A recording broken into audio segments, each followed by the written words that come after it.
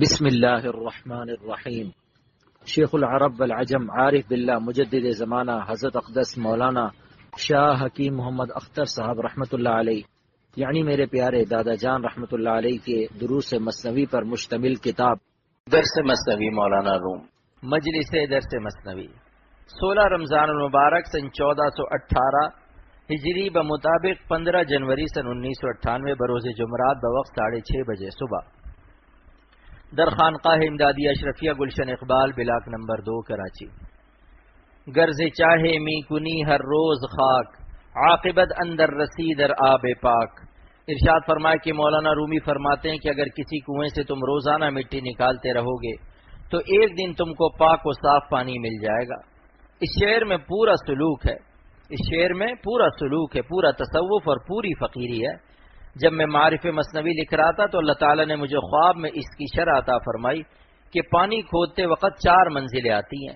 سب سے پہلے سوکھی مٹی نکلتی ہے جس میں پانی کا نشان تک نہیں ہوتا، مگر تواتر سے اہل تجربہ پر یقین کرتے ہوئے آدمی کام کرتا ہے اور سوکھی مٹی نکالتا رہتا ہے۔ 8-10 فٹ تک خالی سوکھی مٹی آتی ہے لیکن وہ مایوس نہیں ہوتا۔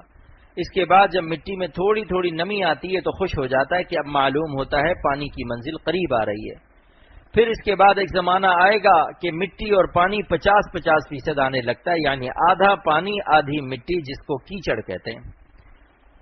اس منزل تک جب آدمی پہنچتا ہے تو سمجھتا ہے کہ اب ہم پانی کو پا گئے، لیکن اہل تجربہ کہتے ہیں کہ ابھی صبر نہ کرنا، کیچڑ پر قناعت نہ کرنا، ابھی اور کھدائی کرو اور محنت و مجاہدہ کرو، یہاں تک کہ پھر بالکل صاف پانی آ جاتا ہے۔ یہ 4 منزلیں ہو گئیں۔ میرے قلب میں اللہ تعالیٰ نے یہ بات ڈالی کہ سلوک کے بھی 4 منازل ہے۔ شروع میں اللہ تعالیٰ کا نام لینے میں آپ کو مزہ نہیں آئے گا، خشک مٹی معلوم ہوگی، مگر مولانا فرماتے ہیں کہ تم نام لیتے رہو، کچھ عرصے بعد اللہ کے دریائے قرب کی نمی آنے لگے گی۔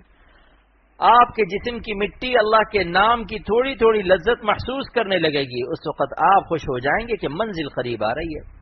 پھر ایک زمانہ آئے گا کہ آدھا پانی آدھی مٹی آنے لگے گی۔ یہ کیچڑ والا زمانہ ہے کہ طاعتوں کے انوار ابھی ظلمات معاصی سے ممزوج ہیں، قرب کا آب صاف ابھی نصیب نہیں ہوا، لیکن یہ حالت بھی سالک کو مست کر رہی ہے۔ فرماتے ہیں جرع خاک آمیز چو مجنوں کند، جرع خاک آمیز چو مجنوں کند، صاف گر باشد ندانم چو کند، صاف گر باشد ندانم چو کند۔ یہ مولانا رومی ہیں، بہت بڑے شخص ہیں۔ فرماتے ہیں کہ خاک ملا ہوا گھوٹ تمہیں مست کر رہا ہے، تم اپنی ان نیکیوں سے مست ہو رہے ہو جن میں ابھی گناہوں کی مٹی کی آمیزش ہے، تو جس دن تم اللہ کے قرب کا صاف پانی پیو گے، میں نہیں کہہ سکتا کہ تمہارا کیا حال ہوگا۔ ابھی قرب ناقص سے جب تم اتنے مست ہو رہے ہو، تو جس دن گناہوں سے بالکل پاک ہو جاؤ گے اور اللہ کا قرب خاص نصیب ہوگا تو میں نہیں کہہ سکتا کہ وہ تم پر کیا کیفیت طاری کرے گا۔ لہذا اس جرعہ خاک آمیز پر قناعت نہ کرو، ابھی اور محنت کرو، مجاہدہ کر کے ہر نافرمانی چھوڑ دو، ایک حرام لذت قلب میں نہ آنے دو تو دریائے قرب کا صاف پانی تمہیں مل جائے گا، اور پھر دل کو ایسی مستی و خوشی عطا ہوگی جس کی لذت کو ساری دنیا کی لغت بیان نہیں کر سکتی۔ لیکن یہ باتیں خالی علوم کی نہیں ہیں، اعمال کی ہیں۔ علوم کا مزہ جب ہے جب عمل ہو، اور عمل کا مزہ جب ہے جب اخلاص ہو، اور اخلاص کا مزہ جب ہے جب تابع صدق ہو، تابع رضائے الہی ہو۔ اللہم وفقنا لما تحب و ترضى۔ آن یکے در کنج مسجد مست و شاد، وہاں یکے در باغ ترش و نامراد۔ ارشاد فرمائے کہ مولانا رومی فرماتے ایک شخص مسجد کے گوشے میں بیٹھا ہوا اللہ کی یاد میں مست ہے، اور دوسرا شخص باغ میں بیٹھا ہوا ہے، چاروں طرف اسباب راحت ہیں لیکن غمگین ہے کیونکہ دل میں غم ہے۔ دل کا چین اللہ کے ہاتھ میں ہے، وہ اسباب راحت میں بے چین کر سکتا ہے اور اسباب غم میں خوش رکھ سکتا ہے۔ وہ جھوپڑی میں چین دے سکتا ہے اور محل میں بے چین رکھنے پر قادر ہے۔ چٹنی روٹی میں چین دے سکتا ہے اور بریانی و کباب میں دل پر عذاب دے سکتا ہے۔ مولانا رومی فرماتے ہیں کہ وہ کانٹوں میں ہنسا سکتا ہے اور پھولوں میں رلا سکتا ہے۔ مولانا فرماتے ہیں اگر خوش رہنا چاہتے ہو تو اسباب راحت جمع کرنے کی فکر نہ کرو، خالق اسباب کو راضی کرو تو بغیر اسباب راحت کے چین پا جاؤ گے۔ جس لمحہ اللہ کو راضی کرنے کا ارادہ کرو گے اسی لمحے سے دل کی خوشی کا آغاز ہو جائے گا۔ جو اللہ کی طرف چلتا ہے اللہ کے قرب کی ٹھنڈک شروع ہو جاتی ہے۔ ہمارے شیخ حضرت شاہ عبدالغنی صاحب پھول پوری رحمۃ اللہ علیہ کے ساتھ ہم لوگ دلی جا رہے تھے کہ راستہ بھٹک گئے اور اس سڑک پر آ گئے جو دریا کی طرف جا رہی تھی۔ تھوڑی دیر کے بعد حضرت نے فرمایا کہ یہ راستہ دریا کو جا رہا ہے کیونکہ ہوا میں ٹھنڈک محسوس ہو رہی ہے۔ اسی طرح جو شخص اللہ کا نام لینا شروع کرتا ہے، اللہ کی طرف چلنا شروع کرتا ہے، اطمینان اور چین کی ٹھنڈک اس کے دل میں آنی شروع ہو جاتی ہے، کیونکہ اللہ سبحانہ و تعالیٰ فرماتے ہیں میرے ذکر میں یہ خاصیت ہے کہ بے چین اور پریشان دل جب میرا نام لیتا ہے تو اس کو اطمینان ہو جاتا ہے۔ الا بذکر اللہ تطمئن القلوب، الا اماہا، یہ حروف تنبیہ کہلاتے ہیں۔ میرے شیخ شاہ عبد الغنی صاحب رحمۃ اللہ علیہ اس کا ترجمہ یوں فرماتے تھے کہ خبردار، اپنے کانوں سے غفلت کی روئی نکال دو، خوب غور سے سن لو کہ اللہ ہی کی یاد سے دلوں کو چین ملے گا۔ روپے پیسے سے چین نہیں ملے گا، محلوں اور بلڈنگوں سے چین نہیں ملے گا، بریانی اور کباب سے چین نہیں ملے گا۔ دل کا چین اللہ نے اپنے ہاتھ میں رکھا ہے، ورنہ منہ میں کباب ہوگا اور دل پر عذاب ہوگا، چاہے ساری دنیا کے اسباب راحت اور اسباب خوشی جمع کر لو، اگر اللہ ناخوش ہے تو کسی چیز سے چین نہیں پا سکتے۔ دلوں کا چین صرف اللہ ہی کی یاد میں ہے۔ اسی کو خواجہ صاحب فرماتے ہیں، خدا کی یاد میں بیٹھے جو سب سے بے غرض ہو کر، خدا کی یاد میں بیٹھے جو سب سے بے غرض ہو کر، تو اپنا بوریا بھی پھر ہمیں تخت سلیماں تھا، تو اپنا بوریا بھی پھر ہمیں تخت سلیماں تھا۔ چٹائی پر ملے گا تخت شاہی، چٹائی پر ملے گا تخت شاہی، اگر حاصل کرو عشق الہی، اگر حاصل کرو عشق الہی۔ کھلا کیا راز سلطان بلخ پر، کھلا کیا راز سلطان بلخ پر، فقیری لی ہے دے کر تاج شاہی، فقیری لی ہے دے کر تاج شاہی۔ یہ دونوں شعر اختر کے ہیں جو آپ سے خطاب کر رہا ہے۔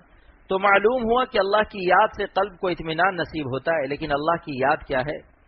اللہ کی اطاعت و فرما برداری سے اللہ کو راضی رکھنا اور اللہ کی نافرمانی کر کے اللہ کو ناراض نہ کرنا، اس کا نام اللہ کی یاد ہے۔ اور اس میں رسوخ حاصل کرنے کا کیا طریقہ ہے؟ ایک لمحے کو اللہ سے غافل نہ ہو، اللہ کے راستے کے مجاہدات اور تقوی کا غم، یعنی اللہ کی نافرمانی سے بچنے کا غم اٹھانے سے قلب کو ایک مزاج سالمیت عطا ہوتا ہے، مزاج میں سلامتی آ جاتی ہے کہ اللہ تعالیٰ کی ناخوشی کی راہوں سے ایک ذرہ خوشی لینا وہ اپنی ایمانی غیرت کے خلاف سمجھتا ہے۔ اگر غیر شعوری طور پر بھی کسی شکل سے حرام نمک کے مزے کا ایک ذرہ آ جائے تو اس کے قلب کے تھرمامیٹر میں آ جاتا ہے، جیسے بجلی کہیں شارٹ ہو رہی ہو تو ٹیسٹر میں بجلی جل جاتی ہے، جس سے پتہ چل جاتا ہے کہ یہاں سے بجلی ضائع ہو رہی ہے۔ اسی طرح جب ایمان ضائع ہونے کا نقطہ آغاز اور زیرو پوائنٹ شروع ہوتا ہے تو فوراً اس کے قلب کا ٹیسٹر بتا دیتا ہے کہ یہاں سے کوئی حرام لذت، اللہ کی نافرمانی کی راہ سے کوئی خوشی آ رہی ہے، اس کو اللہ تعالیٰ تنبیہ عطا فرماتے ہیں۔ پھر وہ سالک کہتا ہے کہ اے اللہ، آپ کی ناخوشی کی راہ سے اگر ایک اشاریہ خوشی بھی ہمارے دل میں آ گئی تو ہم ندامت کے ساتھ آپ سے معافی چاہتے ہیں، کیونکہ آپ کو ناخوش کر کے ہم خوشی حاصل کریں یہ ہماری بندگی، آداب بندگی، حقوق بندگی اور شرافت بندگی کے خلاف ہے۔ لہذا ایئرپورٹ پر ہو یا ہوائی جہاز پر ہو یا بازار میں ہو، کہیں بھی ہو، اگر کوئی ایسی شکل سامنے آ جائے جس سے دل ذرا سا بھی خوش ہو جائے تو سمجھ لو یہ فرحت مومن کے لیے زہر قاتل ہے، اللہ کی دوستی کے حصول کے لیے سخت مضر ہے۔ اللہ کو ناخوش کر کے ایک ذرہ خوشی دل میں لانا، اس کو معمولی گناہ مت سمجھو، اس سے دل کا قبلہ ہی بدل جاتا ہے۔ جو قلب 90 ڈگری اللہ کی طرف متوجہ تھا اس کو ایسا نقصان پہنچتا ہے کہ اللہ سے اس کا 180 ڈگری انحراف ہوتا ہے کہ دل کا رخ اس حسین کی طرف اور پشت اللہ کی طرف ہو جاتی ہے، العیاذ باللہ۔ اور ایمان کی تازگی اور اللہ کی لذت قرب کے باغ میں آگ لگ جاتی ہے، کیونکہ بدنظری گناہ کبیرہ ہے۔ میرے شیخ حضرت شاہ عبد الغنی صاحب رحمۃ اللہ علیہ فرماتے تھے کہ سال 2 سال کسی پودے کو کھاد پانی دو یہاں تک کہ وہ لہلہانے لگے، اور پھر وہیں اس کے قریب اگر کسی نے آگ لگا دی تو سال 2 سال کی محنت ضائع ہو جائے گی اور اس پودے کے پھول پتے سب مرجھا جائیں گے۔ اسی طرح گناہ کبیرہ سے نسبت مع اللہ کو اتنا ہی نقصان پہنچتا ہے، ذکر و تہجد و تلاوت اور شیخ کی محبت سے اللہ کے تعلق کا جو باغ لگا ہوتا ہے گناہ کبیرہ یعنی بدنظری وغیرہ سے ایمان کا وہ ہرا بھرا پودا جل جاتا ہے، پھر ایک عرصہ لگے گا تب جا کر دوبارہ یہ ہریالی آئے گی۔ اس لیے قلب کی سلامتی کی علامت یہی ہے کہ حرام خوشی کے اسباب کو دیکھ کر وہ مست نہیں ہوتا بلکہ نادم ہو کر مستغفر ہو جاتا ہے، اور جو صاحب نسبت نہیں ہے، جس کو اللہ تعالیٰ سے تعلق خاص نصیب نہیں ہے، وہ مست ہو جاتا ہے، وجد کرنے لگتا ہے، اس کے نفس کا سانپ جھومنے لگتا ہے کہ آہا کیسی پیاری شکل آ رہی ہے۔ اب خوب دیکھیں گے تو سمجھ لو کہ یہ شخص اللہ تعالیٰ کے قرب ولایت سے محروم ہے، اس کے مزاج میں ابھی دوزخی مزاج شامل ہے، اعمال دوزخ سے اس کی مناسبت ابھی ختم نہیں ہوئی، اللہ کے دیے ہوئے رزق سے طاقت حاصل کر کے ان طاقتوں کو اللہ کی نافرمانی میں استعمال کر رہا ہے، تو سمجھ لو کہ یہ شخص اہل اللہ کے مقام صدق اور مقام وفا سے بہت دور ہے۔ یہ اللہ کے راستے میں انتہائی بے وفا اور غدار ہے کہ اللہ کی روٹیاں کھا کر نفس و شیطان کی بات مان رہا ہے. اور جو صاحب نسبت ہے، صاحب ولایت ہے، صاحب قسمت ہے اور صاحب دولت قرب ہے، حسینوں کو دیکھ کر اس کے قلب میں لرزیدگی آئے گی، وہ کانپنے لگے گا کہ یا اللہ بچا اور میرے حال پر رحم فرما. میں آپ کو ناراض کر کے اپنے دل کو خوش نہیں کرنا چاہتا. جب یہ جذبہ نصیب ہو جائے تو سمجھ لو کہ آج اس کو اللہ کی دوستی نصیب ہو گئی، اللہ سے اس کا تعلق قوی ہو گیا اور نفس سے تعلق کمزور ہو گیا. یہ دشمن کی گود سے نکل گیا اور دوست کی گود میں آ گیا. اللہ کی آغوش رحمت میں یہ شخص مقبول ہو گیا. لہذا ہم سب اللہ سے اللہ کی ایسی محبت مانگے کہ ایک لمحہ اس مالک کو ناخوش کر کے اپنے دل میں حرام خوشیاں نہ لائیں، کیونکہ اس نمک حرامی میں انسانیت کا زوال ہے، عروج نہیں ہے، خروج ہے. ایسی خوشیاں ذکر اللہ کے منافی ہیں اور اطمینان قلب کا مدار ذکر پر ہے. تو جب قلب ذکر سے محروم ہو گیا تو اطمینان سے بھی محروم ہو جائے گا، نہایت بے اطمینانی اور بے چینی کی زندگی رہے گی. بتائیے قرآن پاک کی آیت کیا دلالت کرتی ہے کہ غیر اللہ سے چین اور خوشیاں لینے والا اطمینان پائے گا یا بے چینی پائے گا؟ ارے اللہ سے دور ہو کر چین کا خواب بھی کوئی نہیں دیکھ سکتا. لہذا اللہ سے دوری ہم سب کو اتنی ناپسندیدہ ہو جائے جیسے مچھلی کو پانی سے دوری میں بے چینی شروع ہو جاتی ہے اور پانی سے دور ہوتے ہی مچھلی تڑپ کر دریا میں جاتی ہے، آہستہ نہیں جاتی. اللہ تعالیٰ فرماتے ہیں فَفِرُّوا إِلَى اللَّهِ. ہماری یہ آیت دلیل ہے کہ تمہاری جانیں مچھلی ہیں اور ہمارا دریائے قرب تمہارے لیے حیات ہے. اگر تم نے ہم کو ناراض کر کے حرام خوشی درآمد کی تو جیسے مچھلی پانی کے باہر تڑپتی ہے تم بھی تڑپتے رہو گے. لہٰذا میری طرف آہستہ مت آنا، توبہ میں دیر مت کرو، غلط ماحول کو آہستہ آہستہ مت چھوڑو، بلکہ جلدی تڑپ کر میرے پاس آ جاؤ. فَفِرُّوا إِلَى اللَّهِ أَيْ عَمَّا سِوَى اللَّهِ. غیر اللہ سے فرار اختیار کرو، اور فرار کے معنی کہ فوراً بھاگو. خراب حالت میں ایک لمحہ قرار مت پکڑو، ایک لمحہ کسی نامحرم کے چہرے اور گالوں اور بالوں پر نظر نہ ٹھہراؤ. قرار چاہے 1 سیکنڈ کا ہو یا 10 گھنٹے کا، قرار تو ہے اور فرار کے خلاف ہے. ففروا کا حکم دے کر اللہ تعالیٰ چاہتے ہیں کہ ہم فوراً غیر اللہ سے فرار اختیار کریں، ایک لمحے کو قرار نہ پکڑے، 1 سیکنڈ کو کسی حسین پر نظر نہ ڈالیں. ایک فرانسیسی ایئر ہوسٹس ہوائی جہاز پر میر صاحب سے تعویذ لینا چاہتی تھی. اسے کچھ پریشانی تھی، وہ سیٹ کے قریب زمین پر بیٹھ کر با ادب ان سے پوچھ رہی تھی اور میر صاحب نظریں نیچی کر کے اسے بتا رہے تھے. اگر یہ صحبت یافتہ نہ ہوتے تو اس کی آنکھوں میں آنکھیں ڈال کر آئی سی کرتے اور آئی سی سے ان کی سی حرام لذت سے بھر جاتی. اس لیے اللہ کے راستے میں اللہ کی ناخوشی کی راہوں سے زیادہ نہیں، صرف ایک ذرہ خوشی کی بدمستیوں سے جھوم کر آہا آہا کرنے سے کام نہیں چلے گا. آہ آہ سے کام چلے گا، آہا آہا نہیں چاہیے، آہ آہ چاہیے. اللہ کے راستے کا غم اٹھا لو، لیکن ایک ذرہ حرام خوشی سے اپنا دل خوش نہ کرو اور دعا کرو کہ اللہ ہماری زندگی آپ کے لیے وقف ہو جائے. آپ ہی نے ہم کو زندگی دی ہے اور اس میں آپ کا کوئی شریک نہیں ہے، تو پھر کس کا حق ہے جس پر ہم اپنی زندگی کو وقف کریں؟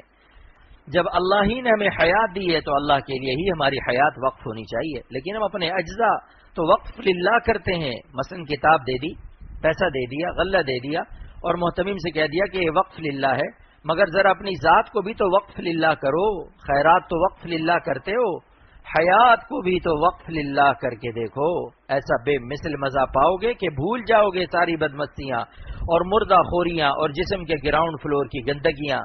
جب پا جاؤ گے ایمان اور تقوی کی پختگیاں. چراغ مردہ کجا، شمع آفتاب کجا. کہاں یہ حسن مجازی کے بجھے ہوئے چراغ اور کہاں اللہ تعالیٰ کے قرب کا آفتاب. اللہ کے قرب کی لذت جس نے پالی اس نے سلطنت بیچ دی، بلکہ بیچنا کہاں، مفت میں خیرات کر دی. لہٰذا میں کہتا ہوں کہ مزے کی نیت ہی سے تقوی کا راستہ اختیار کر لو کہ اللہ تعالیٰ کے قرب کا مزہ بے مثل ہے، دائمی ہے، بے مثل پاکیزگی کا حامل ہے، دونوں جہاں کی عزت و راحت، سکون دل اور طمانینت قلب و روح کا ضامن ہے. اس کے مزے کو کوئی بیان نہیں کر سکتا. مولانا رومی فرماتے ہیں بوئے آ دلبر چوپرامی شود، بوئے آ دلبر چوپرامی شود، ای زباں جملہ حیرامی شود، ای زباں جملہ حیرامی شود. جب اللہ کی خوشبو اڑ کر میرے قلب میں آتی ہے تو کوئی زبان اللہ کی اس لذت قرب کو بیان نہیں کر سکتی، کیونکہ اللہ تعالیٰ کی لذت غیر محدود ہے، غیر فانی ہے، اور ہماری زبان و لغت فانی ہے اور محدود ہے. لہذا غیر فانی اور غیر محدود لذت کو ہماری فانی اور محدود لغت کیسے تعبیر کر سکتی ہے؟ میں یہ نہیں کہتا کہ مزہ چھوڑو، بلکہ کہتا ہوں مزہ لینے کے لیے اللہ کی طرف دوڑو، مزہ لینے کے لیے آؤ، دائمی مزہ، پاکیزہ لذت، بے مثل، غیر فانی اور غیر محدود لذت۔ وہ شاہ دو جہاں جس دل میں آئے، مزے دونوں جہاں سے بڑھ کے پائے۔ یہ کیا ہے کہ الو کی طرح دیکھ کر جھوم رہے ہیں، اور جب وہی 80 برس کی ہو جائے گی تو بھاگو گے گدھے کی طرح۔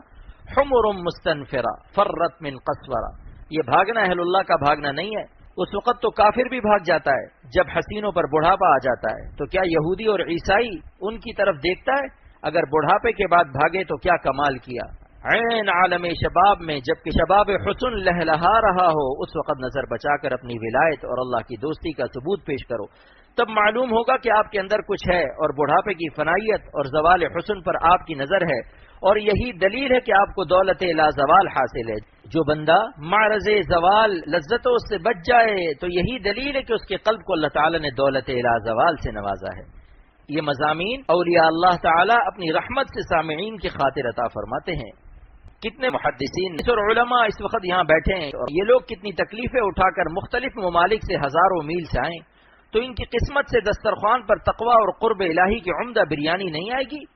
یہی ایک مضمون جو اس وقت بیان ہوا، اگر ہم اس پر عمل کر لیں تو اولیاء صدیقین کی خط انتہا تک انشاءاللہ پہنچ جائیں گے، اور اللہ تعالی سے ہم لوگ اس مقام کو مانگے کہ یا اللہ ہم تو نااہل ہیں، نالائق ہیں، لیکن آپ کریم ہیں جو نالائقوں کو بھی اپنے کرم سے محروم نہیں فرماتے، اس لیے محض اپنے کرم سے بدون استحقاق ہم کو اولیاء صدیقین کی آخری سرحد تک پہنچا دیجئے۔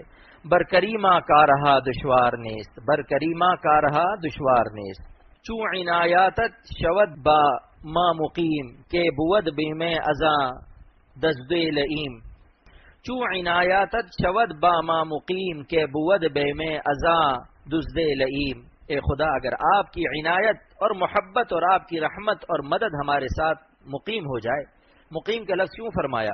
اس لیے کہ آپ کی رحمت مستقلاً ہمارے ساتھ ہو جائے، یہ نہیں کہ کبھی رحمت آ جائے اور کبھی ہماری نالائقی کے سبب اللہ اپنی رحمت ہٹا لے۔ اگر اللہ کی رحمت ہمیشہ ہمارے ساتھ نہ ہو تو ہم پھر خراب ہو جائیں گے۔ مثلا ملتزم پر رحمت ہمارے ساتھ مقیم ہوئی تو مستغفر و تائب ہو گئے، اور اپنے ملکوں میں آتے ہی پھر سارے گناہ شروع کر دیے۔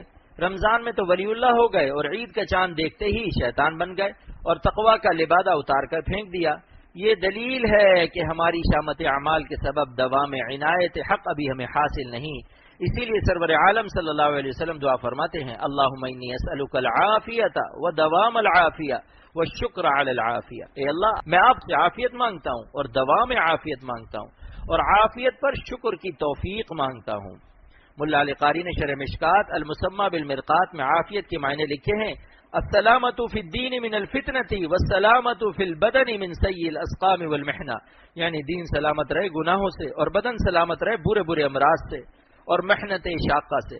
معلوم ہوا کہ دوام عافیت اور دوام عنایت حق مطلوب ہے، اس سے ہی ہمارا دین اور ہماری دنیا سلامت رہ سکتی ہے، اور شکر سے نعمت میں ترقی ہوتی ہے، اور حقیقی شکر تقوی ہے، کما قال تعالی لقد نصرکم اللہ ببدر وانتم اذلہ فاتقوا اللہ لعلکم تشکرون۔